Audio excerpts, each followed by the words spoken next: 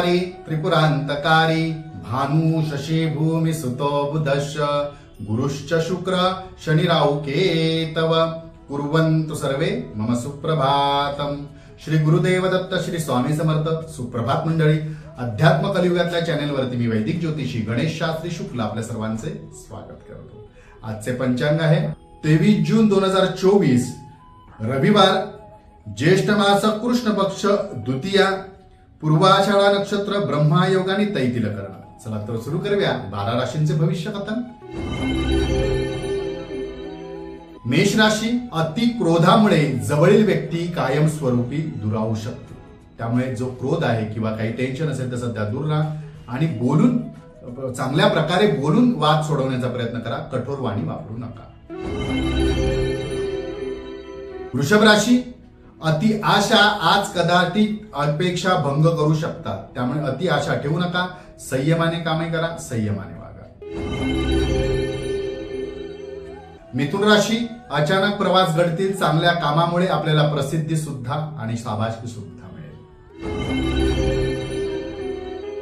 कर्क राशी, सुखकारक व समाधानकारक घटना आज घडणार आहे। काही गोष्टींमध्ये आपल्याला मनाप्रमाणे यश सुद्धा मिळणार आहे।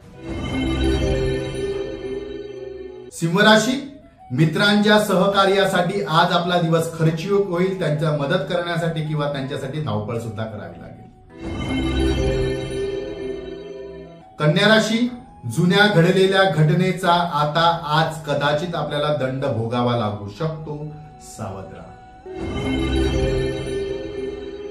तुळ राशी, मनाची स्थिरता लाभण्यासाठी प्रयत्न करा। चंचलता आपल्याला नुकसानदायी ठरू शकते। निर्णयावर ठाम राहा। वृश्चिक राशी, आर्थिक नियोजन कदाचित आज बिघडू शकते। काटकसर करा, तेच आपल्यासाठी लाभदायक ठरेल। धनुराशी, गैरसमज दूर होतील। आर्थिक चिंता आज आपली मिटेल। आलेल्या अडचणी सुद्धा दूर होतील।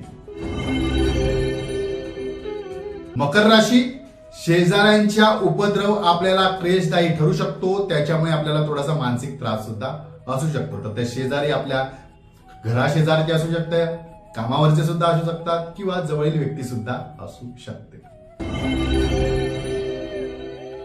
कुंभ राशी, जुनी उपासना आज आपल्याला फलदायी ठरू शकते ठरेल। त्याच्यासाठी उपासना सोडू नका। त्यामुळे त्या उपासनेतून आपल्याला जर निर्माण झालेली एखादी चिंता आहे ती सुद्धा मिटेल। मीन राशी, गर्दीचे ठिकाण शक्यतो टाळा। संसर्गजन्यापासून लांब राहा। आजार संभवतात। आजचा दिवस 12 राशींच्या लोकांना शुभकारी हितकारी ठरो। चला तर उद्या पुन्हा भेटूया याच ठिकाणी याच वेळी। तोपर्यंत सर्वांचे धन्यवाद।